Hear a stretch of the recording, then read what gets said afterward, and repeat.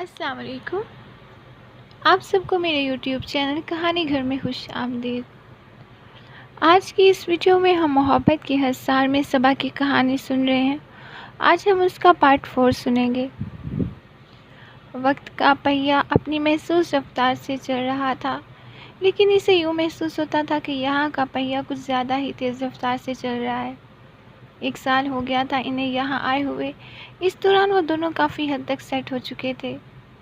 ان کا خیال تھا کہ آئندہ 2-3 سالوں میں وہ مکمل طور پر سیٹ ہو جائیں گے۔ اس کے لیے وہ دونوں ہی کافی جدوجہد کر رہے تھے۔ اس شام وہ گھر میں داخل ہوئی تو خرم پہلے سے موجود تھا اور کچن کے بجائے لاؤنج میں بیٹھا نظر آیا۔ وہ بیگ ٹیبل پر رکھ کر اس کے برابر بیٹھتے ہوئے پوچھنے لگی، تم کب آئے؟ زیادہ دیر نہیں ہوئی۔ چائے پی لی تم نے؟ وہ پیروں کو سینڈل کی قید سے آزاد کرتے ہوئے پوچھنے لگی۔ نہیں، ابھی کچن میں جانے کا سوچ ہی رہا تھا کہ ابو جی کا خط آ گیا۔ وہ پڑھنے بیٹھ گیا۔ کیا لکھا ہے ماموں جی نے؟ وہی جو پچھلے خط میں لکھا تھا کہ پڑھائی ختم ہو گئی ہو تو واپس آ جاؤ، ساتھ میں دھمکی بھی دی ہے کہ خرچ بھیجنا بند کر دوں گا۔ اچھا، وہ ہنسی بھی کہنے لگی، تم انہیں صاف صاف کیوں نہیں لکھ دیتے کہ ہم یہاں جاب کر رہے ہیں اور تمہارا واپسی کا کوئی ارادہ نہیں ہے؟ ہاں، اب تو لکھنا ہی پڑے گا۔ اور کیا لکھا ہے انہوں نے؟ وہ ادھر ادھر نظریں دڑا کر خط تلاش کرنے لگی۔ تنہائی کا رونا کہ تم دونوں آ جاؤ تو کچھ رونق ہو جائے۔ معظم آقا کی شادی کیوں نہیں کر دیتے وہ لوگ؟ وہ پتھروں کی دنیا سے نکلیں گے تو شادی ہوگی نا۔ مجھے تو لگتا ہے وہ بھی پتھر ہو چکے ہیں۔ ٹھیک کہتے ہو، وہ تائید کرتے ہوئے اٹھ کر کچن میں چلی گئی۔ پھر جب خرم نے ماموں جی کو اپنے حالات لکھ کر یہ بتایا کہ مستقبل قریب میں ان کا واپسی کا کوئی ارادہ نہیں ہے اور یہ کہ کافی حد تک یہاں سیٹ بھی ہو چکے ہیں، تو جواب میں ماموں جی نے سخت ناراضگی کا اظہار کیا اور اسے ایک آخری موقع دیتے ہوئے لکھا کہ 2 مہینے کے اندر تم آ جاؤ ورنہ وہ کبھی تمہیں معاف نہیں کریں گے۔ اس مقام پر وہ آزاد فضاؤں میں پرواز کرنے والی لڑکی کی گرفت سے آزاد ہو گئی۔ ماموں جی کو ناراض مت کرو، اگر وہ خوشی سے اجازت دیتے ہیں تو ٹھیک ہے ورنہ واپس چلو۔ بڑے ابا کی تعلیم اور تربیت اتنی کمزور نہیں تھی کہ وہ آسانی سے بھلا دیتی۔ بعض باتیں انہوں نے روح کی گہرائیوں تک اتار دی تھی۔ ان میں سے ایک یہ بھی تھی کہ باپ کی ناراضگی سے خدا بھی ناراض ہو جاتا ہے۔ کیا کریں گے واپس جا کر؟ وہ کہنے لگا، وہاں مجھے کوئی جام نظر نہیں آتا۔ اپنے ہی گھر میں کھڑے ہو کر بات کرو تو جواب میں اپنی آواز کی بازگشت سنائی دیتی ہے۔ باہر نکلو تو وہی صدیوں پرانے لوگ، کوئی ہیر گاتا ہے تو کوئی لیلا مجنوں کے قصے چھیڑتا ہے۔ دنیا کہاں سے کہاں پہنچ گئی اور وہ ابھی تک ہی رانجھا میں الجھے ہوئے ہیں۔ وہ یوں خفا ہو رہا تھا جیسے اس نے واپسی کا قصہ اپنی صاف چھیڑ بیٹھا ہو۔ ٹھیک ہے مت جاؤ، لیکن ماموں جان کو قائل تو کرو، وہ سہولت سے کہتی ہوئی اس کے پاس سے ہٹ گئی۔ اپنے تئیں اس نے بات ختم کر دی تھی، لیکن رات کو جب وہ سونے کے لیے لیٹی تو کوششیں باوجود نیند نہیں آئی۔ پہلے وہ خرم کی باتوں کو سوچتی رہی، پھر اچانک وقت کا پہیہ الٹا چلنے لگا تھا۔ وہ اونچی دیواریں، بڑے ابا کی لگائی ہوئی حد بندیاں جن پر کھڑے باوجود زندگی میں طمانینت کا احساس باقی تھا، فراغت کے وہ تمام لمحے ایک ایک کر کے نگاہوں میں آ سمائے، جب کرنے کو کچھ نہیں تھا لیکن ایک دوسرے کی سنگت میسر تھی، محبتیں زندہ تھی، وہ ایک دوسرے کا دکھ درد سننے اور بانٹنے کا احساس تھا، وہ مصنوعی خفگیاں، وہ روٹھنا منانا، اسے سب یاد آ رہا تھا۔ اور نانی اماں کی بڑی سی حویلی کی طرف جاتے ہوئے وہ پیپل کا گھنا درخت جس کے سائے میں بیٹھے نوجوان اپنے بزرگوں کی باتیں ایک جوش اور عقیدت کے ساتھ دہراتے تھے، اور حویلی کے اندر پتھروں کو تراشتا وہ شخص معظم آقا جس کی مورتیوں میں محبت کے رنگ جھلکتے تھے۔ ایک بار پھر وہ معاوضہ نہ کر رہی تھی اور گرفت اسی جگہ مضبوط تھی کہ جہاں اس کی جڑیں دور تک پھیل رہی تھی۔ رات دیر سے سونے کی وجہ سے صبح خود سے اس کی آنکھ نہیں کھلی۔ خرم نے 1-2 بار آواز دینے کے بعد جھنجھوڑا اور اٹھایا۔ اس کا دل تو نہیں چاہ رہا تھا اٹھنے کو، لیکن مجبوراً اٹھ گئی۔ روزانہ اسی وقت خاصی افراتفری ہوتی تھی۔ دونوں اپنی تیاری کے ساتھ ساتھ ناشتہ بھی بناتے اور بڑی اجرت میں کھا کر نکلتے تھے۔ کیا بات ہے، تمہاری طبیعت تو ٹھیک ہے؟ وہ اسے سست دے کر پوچھنے لگا۔ ہاں، پھر کیا آج کام پر جانے کا ارادہ نہیں ہے؟ جاؤنگی، وہ بے دلی سے کہہ کر لباس تبدیل کرنے کے لیے چلی گئی۔ جب دونوں گھر سے نکلے تو اس کا دل چاہا وہ وہیں دروازے میں رک کر اسے خدا حافظ کہے اور اسے دور تک جاتے ہوئے دیکھتی رہے، اور پھر جب وہ نظروں سے اوجھل ہو جائے تو دروازہ بند کرتے ہی اس کی واپسی کا انتظار شروع کر دے۔ چلو نا، وہ اسے رکتے دیکھ کر کہنے لگا۔ ہاں، وہ چونکی اور اس کے ساتھ باہر نکل آئی۔ کام کا آغاز اس نے معمول کے مطابق ہی کیا تھا۔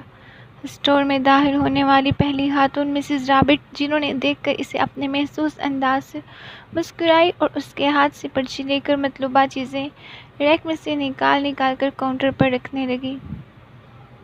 اس دوران 2-3 کسٹمر اسٹور میں آ گئے تھے اور مسز رابرٹ سے فارغ ہو کر ان کی طرف متوجہ ہو گئی۔ ایک نے بے تکلفی سے کہا، ہیلو سویٹی۔ یہ کوئی نئی بات نہیں تھی، روزانہ کتنی بار اسے ایسی صورتحال کا سامنا کرنا ہوتا تھا، اس نے کبھی مائنڈ بھی نہیں کیا تھا۔ جواباً اسے خوش دلی سے ہیلو کہا کرتی تھی، لیکن اس وقت نہ جانے کیوں اس کے اعصاب تن گئے۔ ناگواری کی ایک لہر پورے بدن میں سرایت کرتی ہوئی آنکھوں میں ٹھہری۔ What happen? وہ اسی جگہ پوچھنے لگا۔ نتھنگ، اس نے بامشکل اپنے آپ کو تل ہونے سے روکا، ورنہ وہ اپنے اس پرانے ہول سے اتر کر پوری طرح مشرقی لڑکی کو بیدار کر چکی تھی، جو ایسے موقع پر مقابل کو ماں بہن یاد دلاتی ہے۔ پھر ابھی وہ ان تینوں سے فارغ ہوئی تھی کہ مائیکل آ گیا۔ وہ اپنے معمول سے کچھ لیٹ ہو گیا تھا۔ پہلے اس نے اسے اپنے دیر سے آنے کی وجہ بتائی، آخر میں جب اپنا محسوس جملہ دہرایا، اور تم کیسی ہو سویٹ ہارٹ، تو اس کی پیشانی نم ہو گئی اور جواب میں اپنا روزمرہ کا جملہ دہرانے لگی۔ مسز رحمان کی طرف متوجہ ہوگی جو مائیکل کے پیچھے اسٹور میں داخل ہوئی تھی۔ کیسی ہیں آپ مسز رحمان؟ اس نے اہلاکن پوچھا تھا۔ جواب میں مسز رحمان اسٹور کھینچ کر اس کے پاس بیٹھتے ہوئے باقاعدہ شروع ہو گئیں۔ ہم نے یہاں رہنے کا فیصلہ کر لیا ہے۔ کیا بتاؤں، زندگی عذاب ہو کر رہ گئی ہے۔ پتہ نہیں کون سی منحوس گھڑی تھی جب ہم یہاں آئے۔ ارے کیا ہوا؟ ایک دوسرے کا درد بانٹنے کا احساس جاگا تو ہمدردی پوچھنے لگی۔ یہ پوچھو کیا نہیں ہوا، میں تو بالکل ہی تباہ ہو گئی ہوں۔ عجیب قانون ہے یہاں کا، ماں باپ کو اپنی ہی اولاد پر اختیار نہیں۔ میری بیٹی ایک یہودی سے شادی کرنا چاہتی ہے۔ سمجھانے کی کوشش کی تو گھر چھوڑ کر چلی گئی۔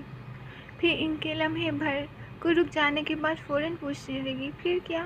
پولیس میں رپورٹ کرانے گئی تو الٹا ہمیں الزام دے دیا، کہتے لڑکی بالغ ہے تو اپنی مرضی کی مالک ہے، اس کے راستے میں آنے کی کوشش نہ کریں۔ کاؤنٹر پر کوہنی ٹکا کر سر پکڑ کر بیٹھ گئی۔ اپنے دیس میں ایسی حرکت کرتی تو میں گلا نہ دبا دیتی اس کا، اور گلا بھی اب دبانا چاہتی ہوں، لیکن اس کی آواز بھر آئی، آنکھوں میں پانی اتر آیا۔ پلیز مسز رحمان۔ وہ جلدی سے گلاس میں پانی لے آئی اور خود ہی ان کے لبوں پر لگا دیا۔ شکریہ۔ پانی پینے کے بعد انہوں نے اپنی آنکھیں صاف کی، پھر کہنے لگی، ایسی اولاد سے تو ہم بے اولاد ہی بھلے تھے۔ پھر اپنی بات کی خود ہی نفی کرنے لگی، قصور اس کا بھی نہیں، ہمارا ہے جو ہم نے اپنی زمین پر پرائی زمین کو ترجیح دی۔ اب لے کر ہم واپس جائیں گے تو کیا کہیں گے آپ لوگوں سے؟ آپ کو کیا چاہیے تھا؟ مجھے کافی کے 2 ڈبے دے دو۔ وہ فوراً ان کی طرف مڑ گئی۔ پھر اس کے جانے کے بعد بھی وہ انہی کے بارے میں سوچتی رہی۔ ان کی باتیں اس کے دل و دماغ میں گھوم رہی تھی، اس لیے وہ کام میں دل نہیں لگا پا رہی تھی۔ مائیکل شیشے کے کمرے میں بیٹھا کتنی دیر سے اسے نوٹ کر رہا تھا۔ گاہکوں کا اس کا رویہ ٹھیک نہیں لگ رہا تھا۔ کتنے لوگوں کو اس نے بغیر کچھ لیے واپس جاتے دیکھا۔ اپنے نقصان کو سوچ کر فوراً اٹھ کر اس کے پاس آیا۔ میرا خیال ہے صبا، آج تمہاری طبیعت ٹھیک نہیں ہے۔ وہ چونک کر اس کی طرف دیکھنے لگی۔ میں بہت دیر سے دیکھ رہا ہوں لوگوں کے ساتھ تمہارا رویہ ٹھیک نہیں ہے، اس طرح تو میرا بہت نقصان ہو جائے گا۔ اس نے خاموشی سے سر جھکا لیا۔ ایسا کرو تم گھر چلی جاؤ، وہ کہنے لگا، تمہیں آرام کی ضرورت ہے۔ کل اگر طبیعت ٹھیک ہو تو آنا، ورنہ جتنے دن چاہو چھٹی کر سکتی ہو۔ Thank you. وہ خود بھی یہی چاہ رہی تھی، اس لیے فوراً جانے کے لیے تیار ہو گئی۔ جاتے ہوئے ڈاکٹر کو ضرور دکھا دینا، مجھے تم ٹھیک نہیں لگ رہی۔ Okay, see you. وہ کاؤنٹر سے نکل کر اس کے قریب سے گزرنے لگی تو اس کا کندھا تھپکتے ہوئے بولا، اور اسے یوں ہی لگا جیسے اچانک کسی نے اس کے وجود میں انگارے بھر دیے ہوں۔ وہ فوراً باہر نکل آئی۔ باہر کے سرد موسم نے بھی اس کے اندر کی آگ کو کم نہیں کیا۔ بامشکل تمام گھر تک آئی اور وہی لاؤنج میں بیٹھ کر اس نے اپنے چہرے کو دونوں ہاتھوں سے ڈھانپ لیا۔ بہت دیر بعد اسے احساس ہوا کہ وہ رو رہی ہے۔ اس کی ہتھیلیاں تر ہو چکی تھیں۔ لیکن میں کیوں نہ رو رہی تھی؟ وہ اپنے آپ سے پوچھنے لگی۔ پھر ایک ہی بات تھی، اس کے بعد کتنی باتیں جن کا اس کے پاس کوئی جواب نہیں تھا، لیکن وہ بہت ساری باتیں جسے موزم آغا نے کہا تھا، لڑکیاں مضبوط پناہ گاہوں میں ہی اچھی لگتی ہیں، ان سے نکل کر ان کی ہستی اور نسوانیت کا غرور پارا پارا ہو جاتا ہے۔ وہ جنید حسن کی باتیں تم زمانے کے چلن کو نہیں سمجھتی، لیکن بڑے ابا اچھی طرح جانتے ہیں کہ ایک لڑکی جب گھر سے نکلتی ہے تو اسے کن نظروں کا سامنا ہوتا ہے۔ انہی نظروں سے محفوظ رکھنے کی خاطر بڑے ابا نے ایک حد قائم کر دی۔ بڑے ابا وہ شدت سے رونے لگی۔ اپنے آپ جن آنکھوں نے اسے محفوظ رہنے کی خاطر ہمارے گرد اونچی دیواریں کھڑی کیں، میں انہی نظروں کی جگہ گھر گئی ہوں۔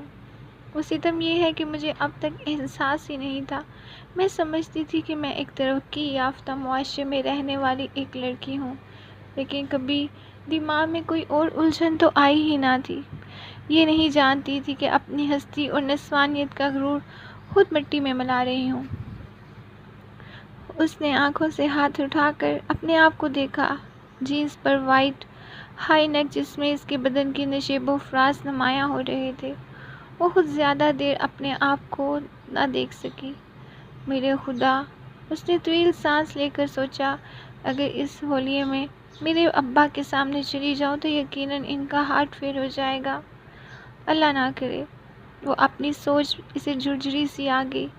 اپنے آپ کو ملامت کرتی ہوئی اٹھ کھڑی ہوئی۔ حقیقتاً اس وقت اسے اپنے آپ سے نفرت ہو رہی تھی۔ کمرے میں آ کر اس نے وارڈروب کھولی اور ہینگر پر لٹکا شلوار سوٹ اتار لیا۔ جیسے ہی پلٹی ڈریسنگ ٹیبل کے بڑے سے آئینے میں اپنے آپ پر نظر پڑی، یہ میں ہوں؟ حقیقت کی آنکھ کھلی تو اپنا آپ اجنبی لگنے لگا۔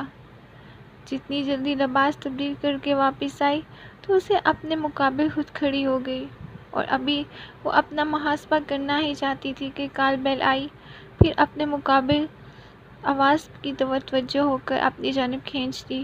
خرم کے آنے کا وقت نہیں تھا، اس سے وہ قیاس کرتی ہوئی دروازے تک آئی۔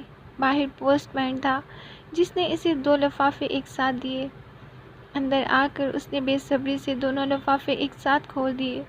ایک میں ندا اور دانش کی شادی کا کارڈ تھا، دوسرے میں خط کے ساتھ چند تصویریں تھیں۔ وہ تصویریں دیکھنے کے بجائے خط پڑھنے لگی۔ سونیا نے خط لکھنے کا شکوہ کیا تھا، کچھ خفگی بھی تھی اور پیار بھری ڈانٹ بھی تھی۔ آخر میں لکھا تھا، میں ماں ہونے کا اعزاز حاصل کر چکی ہوں، جسے تم ترقی یافتہ ملک میں رہ کر بھی ابھی تک محروم ہو۔ گو کہ اس نے مذاق میں یہ بات کہی تھی، لیکن اس کے دل پر جا لگی۔ وہ سوچنے لگی، میری شادی اس سے کہیں پہلے ہوئی اور میں ابھی تک اس نعمت سے محروم ہوں۔ ایک دم ہی سونے پن کا احساس ہونے لگا۔ ہاتھ رکھنے کے بجائے میز پر ذرا سی جھکی تو نظر تصویروں پر پڑی۔ وہ فوراً اٹھا کر دیکھنے لگی۔ گول مٹول سا بچہ کہیں سونیا کی گود میں تھا اور کہیں عثمان کی گود میں۔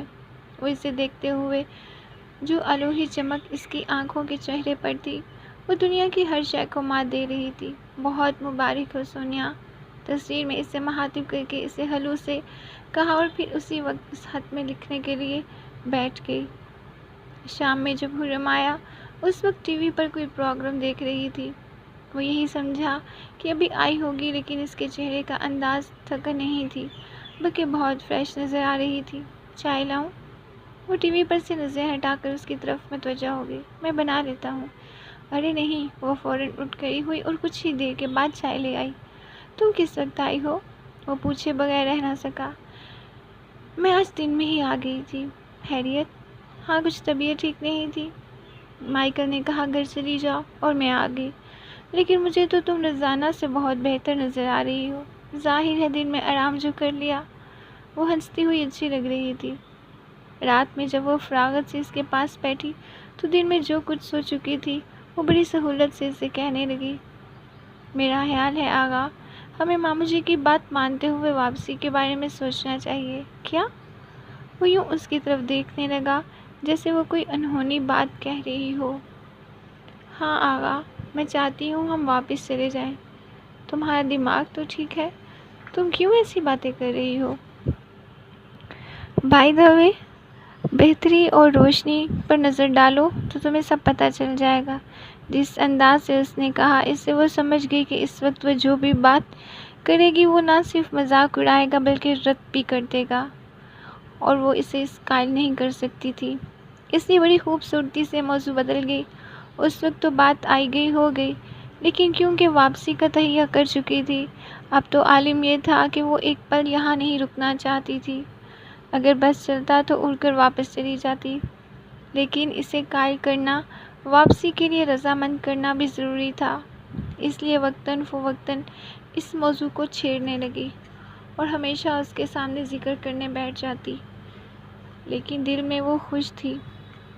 شروع میں اس نے مذاق میں ڈالا، اور جب اس نے دیکھا کہ وہ واقعی سنجیدہ ہے تو خود بھی سنجیدہ ہو گیا۔ صبا، اگر تم سب سے ملنے کے لیے جانا چاہتی ہو تو میں تمہیں نہیں روکوں گا، بلکہ اگر کہو گی تو تمہارے ساتھ بھی چلوں گا، لیکن جہاں تک مستقبل وہاں رہنے کی بات ہے تو میرے لیے ممکن نہیں ہے، اور یہ بات وہیں پر ہی میں نے تم کو بتا دی تھی۔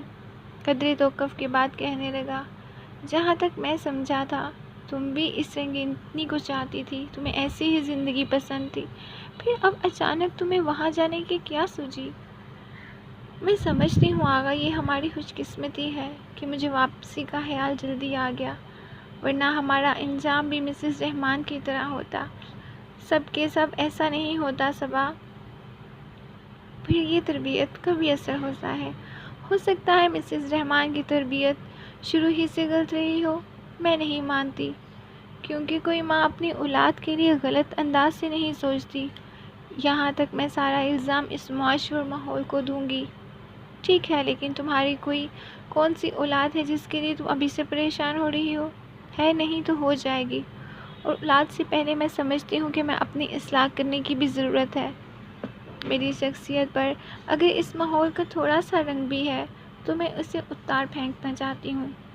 صبا، وہ کچھ دیر اس کی طرف دیکھتا رہا، پھر کہنے لگا، مجھے تو تم اسی رنگ میں اچھی لگتی ہو۔ اچھا، وہ ہنسی، لیکن اگر یاد کرو آغا تو اول روز میری کسی مشرقی ادا پر تم نے مجھے مغربی لڑکیوں سے ممتاز کیا تھا۔ ہو سکتا ہے میں نے ایسا کچھ کہا ہو، لیکن وہ خاموش ہو کر جانے کے لیے سوچ رہا تھا۔ کافی دیر بعد ہاتھ اٹھا کر فیصلہ کن نظروں سے کہنے لگا، خواہاں بحث کر کے بدمزگی پیدا کرنے کا کیا فائدہ، کیونکہ یہ تو طے ہے کہ مجھے واپس نہیں جانا۔ ہاں، اگر تم جانا چاہو تو جاؤ آغا، اس نے روک دیا۔ کیا مطلب ہے تمہارا؟ مطلب تو واضح ہے، میں یہاں رہنا چاہتا ہوں اور تم ایسا نہیں چاہتی، پھر یہ کہ یہاں سے ہمارے راستے الگ ہو جائیں گے۔ خرم آغا، وہ دکھ اور تعصب سے اسے دیکھنے لگی، کتنی آسانی سے تم نے یہ بات کہہ دی، اور پھر تم اپنی ضد چھوڑ دو۔ یہ میری ضد نہیں، لیکن اب تم نے اسے میری ضد بنا دیا ہے۔ وہ اٹھ کھڑی ہوئی، پھر جاتے جاتے کہنے لگی، سنو، جتنی جلدی ہو سکے میری واپسی کا انتظام کر دو۔ اس نے پہلے بھویں جھکائیں، پھر ہونٹ بیچتے ہوئے اس بات میں سر ہلانے لگا۔ دونوں کے درمیان ایک سرد جنگ کا آغاز ہو گیا تھا۔ اگلے 3-4 دن تک وہ اس سے کھچی کھچی رہی، گو کہ وہ خود بھی مطمئن نہیں تھی۔ اول تو اسے یقین ہی نہیں آ رہا تھا کہ اس نے ایک ذرا سی بات پر راستہ الگ کرنے کی بات کی ہے، اور اگر یقین کرتی تو پھر سارا الزام اس معاشرے پر آتا تھا۔ اس نے سوچا، اپنے ہاں ہزارہ اختلافات کے باوجود ایسی بات کرنے سے پہلے بندہ 1000 بار سوچتا ہے۔ اس نے بنا سوچے ہی فیصلہ سنا دیا۔ اسے حقیقت بہت دکھ ہو رہا تھا، گویا اس کے نزدیک 2-2.5 سالہ زواجی زندگی کوئی اہمیت نہیں تھی۔ اس وقت وہ کچن میں کھڑی یہی سب سوچ رہی تھی جب وہ اس کے پاس آ کے کہنے لگا، سنو، کیوں نہ ہم ایک درمیانی راستہ اختیار کر لیں؟ وہ سوالیہ نظروں سے اس کی طرف دیکھنے لگی۔ تمہاری کزن کی شادی ہے، تم اس میں شرکت کے لیے چلی جاؤ، پھر وہاں سے حویلی چلی جانا۔ تم کہنا کیا چاہتے ہو؟ میں چاہتا ہوں ہم کچھ وقت کے لیے ایک دوسرے سے الگ ہو کر سوچیں۔ شاید کوئی بہتری کی صورت نکل آئے۔ تم میرا مطلب سمجھ رہی ہو نا؟ وہ اس کی آنکھوں میں دیکھتے ہوئے بولا۔ ہو سکتا ہے جہاں جانے کے لیے تم اتنی بےتاب ہو رہی ہو وہاں سے بہت جلد اکتا کر واپس میرے پاس آنے کا سوچو، یا پھر مجھے تمہاری یا اس زمین کی کشش تمہارے پاس کھینچ لائے۔ سوچ لو خرم آغا، ایسا نہ ہو ایک عمر گزر جائے اور ہم ایک دوسرے کا انتظار کرتے رہیں۔ اس کی بات پر وہ ہلکے سے مسکرایا۔ چلو تو کوئی ایک وقت مقرر کر لو، میرا مطلب ہے کوئی ماہ و سال جو ہمارے انتظار کی حد ہو۔ اگر ہم اس حد کے اندر ایک دوسرے تک نہ پہنچے تو پھر ایک دوسرے کے پابند بھی نہیں رہیں گے۔ وہ چپ چاپ اس کو دیکھنے لگی۔ جب اندر سے جذبوں نے شور مچانا شروع کیا، ہمارا یقین کرو، ہمارا یقین کرو، تب طویل سانس لیتے ہوئے اس نے اسبات میں سر ہلا دیا۔ ٹھیک ہے۔ ایک ہفتے بعد وہ اسے خداحافظ کہہ رہا تھا اور جاتے جاتے بولی، سنو، آج کی تاریخ یاد رکھنا، آئندہ سال اسی ماہ کی اسی تاریخ کو ہماری خط ختم ہو جائے گی۔ وہ بغیر اطلاع دیے آئی تھی، شاید اس کی آمد غیر متوقع بھی تھی، جبھی تو سب خوشی کے ساتھ ساتھ حیرت کا اظہار بھی کر رہے تھے۔ پہلے وہ بہت دیر تک بڑے ابا کے پاس بیٹھی ان کے سوالوں کے جواب بہت اعتمادات سے دے رہی تھی۔ پھر اس نے محسوس کیا کہ بڑے ابا اس کی طرف سے نہ صرف یہ کہ فکر مند تھے بلکہ انجانے اندیشوں میں بھی گھرے ہوئے تھے۔ اس نے بہت سہولت سے انہیں اپنی طرف سے مطمئن کیا۔ جب وہ اپنے دوستوں جیسے کزنز کے درمیان آئی تو سب نے اس پر سوالوں کی بوچھار کر دی۔ وہ اس صورتحال کے لیے پہلے سے تیار تھی، کس کی بات کا جواب نہیں دیا، بس ہنستی رہی۔ واہ، یہ کیا طریقہ ہے، ہم تو بول بول کر تھک گئے، یہ محترمہ ہنسے جا رہی ہیں۔ سونیا کی بات پر وہ زور سے ہنسی۔ بھائی اب رونے سے تو رہی ہے، تم سب آرام سے بیٹھو، میں بھی مختصر اپنے بارے میں بتا دیتی ہوں۔ سب خاموش ہو گئے۔ اس نے مختصر اپنے خیالات روشنی میں ڈالتے ہوئے کہہ دیا، سب کو مطمئن کیا اور وہ ٹھیک ٹھاک خوش و خرم ہے۔ اس نے دانستہ اپنے اور خرم کے اختلافات کو چھپایا تھا۔ اس کا خیال تھا ابھی یہ سب کہنا قبل از وقت ہوگا، ہو سکتا ہے حالات اس کے حق میں ہو جائیں، اس لیے ایسے وقت کا انتظار کرنا چاہیے۔ پھر ندا اور دانش کی شادی تک اس نے خود کو اس بارے میں نہیں سوچا۔ اپنے ذہن سے ہر سوچ، ہر خیال جھٹک کر ہی وہ اس خوشی کو انجوائے کر سکتی تھی۔ شادی کا ہنگامہ ختم ہوا، اس کے بعد وہ ہر بات معمول پر آنے کے وقت کچھ لگتا تھا۔ شادی کے چوتھے دن بڑے ابا نے خود ندا اور دانش کو پاکستان ٹور پر بھیج دیا۔ یہ بات اس لیے واقعی حیران کن تھی کہ اس نے سونیا سے پوچھا کہ یہ کیا ماجرا ہے؟ بھائی بڑے ابا کی حد بندیاں شادی سے پہلے تک ہی ہوتی ہیں، سونیا بتانے لگی، اور پتہ ہے صبح جب سے میری شادی ہوئی ہے مجھے انہوں نے کسی بات پر نہیں ٹوکا، اور مزے کی بات یہ ہے کہ اگر عثمان ناحق مجھ پر رعب جمانے کی کوشش کرے تو انہیں بھی ڈانٹ دیتے ہیں۔ اچھا۔ وہ کچھ دیر تک اس کی طرف دیکھتی رہی، پھر کہنے لگی، پتہ ہے سونیا، جب مجھے تمہاری شادی کا کارڈ ملا اس وقت مجھے تم پر افسوس ہو رہا تھا۔ میں نے سوچا تھا تمہاری آئندہ زندگی بھی ان دیواروں کے اندر گزر جائے گی۔ میں نے بھی یہی سوچا تھا۔ سونیا ہنسی۔ لیکن تیسرے ہی دن بڑے ابا نے ہمیں ہنی مون کے لیے بھیج دیا۔ اس کے بعد یہ کہتے ہوئے مجھ سے دستبردار ہو گئے کہ اب تم میری نہیں عثمان کی ذمہ داری ہو۔ قدرے توقف کے بعد کہنے لگی، ویسے اگر دیکھا جائے صبا تو بڑے ابا نے جو ماحول ہمیں دیا وہی بہتر ہے۔ اب جب میں عثمان کے ساتھ باہر نکلتی ہوں تو مجھے احساس ہوتا ہے کہ ہوا ہمیں بڑے ابا سے نہ لا رہے، ورنہ جس طرح انہوں نے ہمیں ہر غلط بات اور ہر غلط نظر سے بچایا، یہ انہی کا کمال ہے۔ آج جب میں اپنی گزشتہ زندگی کو بے داغ اور گندگی سے پاک دیکھتی ہوں تو مجھے اپنے آپ پر فخر ہونے لگتا ہے۔ تم ٹھیک کہتی ہو، وہ بولی تو اس کا لہجہ کھویا کھویا سا تھا۔ میں نے بھی کبھی باہر نکل کر جانا کہ جو عزت و وقار اور تحفظ ایک عورت کو گھر میں حاصل ہوتا ہے وہ باہر نہیں۔ ہم صرف مغرب کی ترقی ازاری نسواں کا نعرہ لگاتے ہیں، ورنہ اگر مجھ سے پوچھو تو وہاں کی عورت بہت بے مایہ ہے۔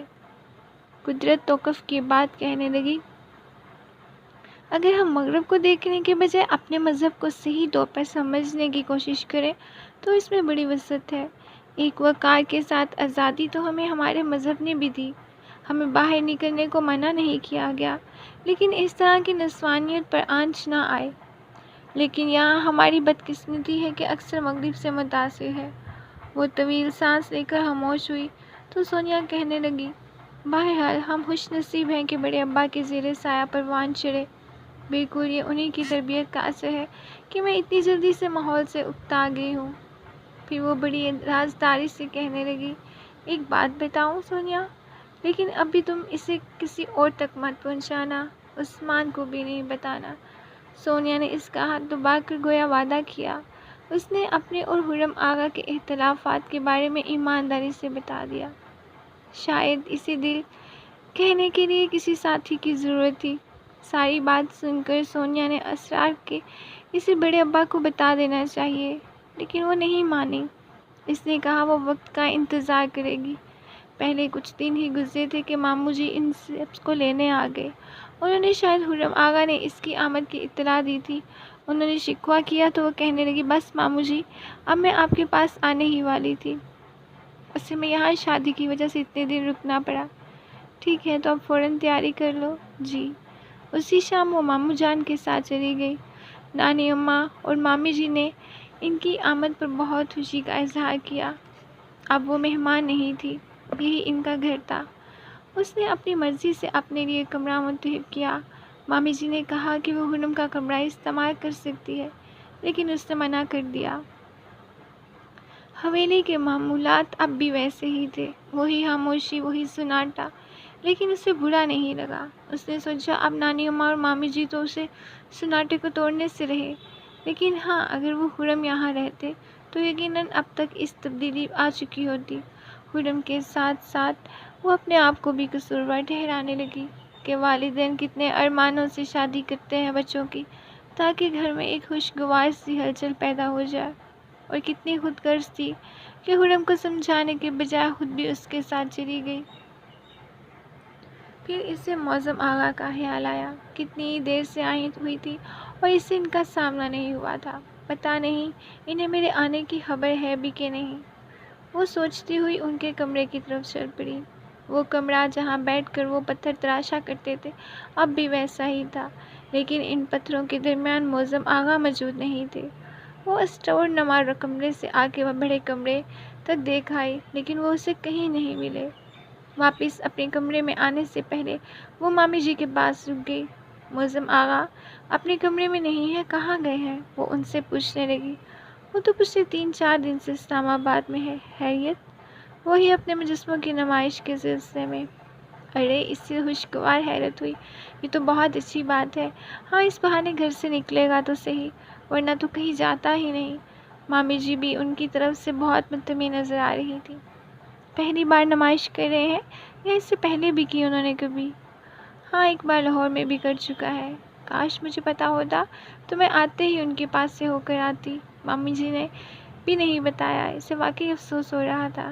چلو پھر کبھی اس کے ساتھ چلی جانا۔ مامی جی نے مسکرا کر اس کے گال تھپ تھپائے۔ اس کے ساتھ خرم کی باتیں کرنے لگی۔ وہ بار بار اس سے پوچھ رہی تھی کہ وہ آیا کیوں نہیں، یا پھر کیا مسئلہ ہے۔ کئی بار اس کا جی میں آیا کہ انہیں سب بتا دے، وہ آنا ہی نہیں چاہتا، لیکن ہر بار اس نے اپنے آپ کو روکا۔ جانے کیوں؟ اسے یقین تھا کہ اسے خود یا اس کی زمین کی کشش ضرور کھینچ کر لے آئے گی۔ پھر یہ بات کہہ کر مامی جی کو پریشان نہیں کرنا چاہتی تھی۔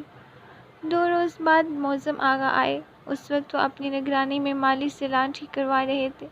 انہوں نے گیٹ سے داخل ہوتے ہی اسے دیکھ لیا تھا، اس لیے سیدھا اس کے پاس آ گئے۔ صبا! وہ ان کی طرف متوجہ نہیں تھی۔ انہوں نے قریب آ کر پکارا تو وہ چونک کر ان کی طرف دیکھنے لگی، اور کہیں تبدیلی نہیں تھی۔ ان میں کافی تبدیلی نظر آ رہی تھی۔ وہ گھنے بال جو ہمیشہ کشادہ پیشانی کو ڈسٹرب کیا کرتے تھے اس وقت بہت سلیقے سے جمے ہوئے تھے۔